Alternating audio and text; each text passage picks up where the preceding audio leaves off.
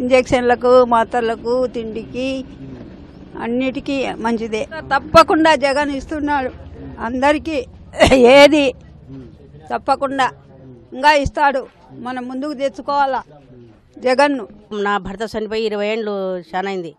అప్పుడు ఎన్ని మాటలు పెట్టినా ఇలా 2500 జగన్ సార్ వచ్చిన నుంచి తీసుకుంటాను సార్ నేను. ఇప్పుడు 3000 అయింది.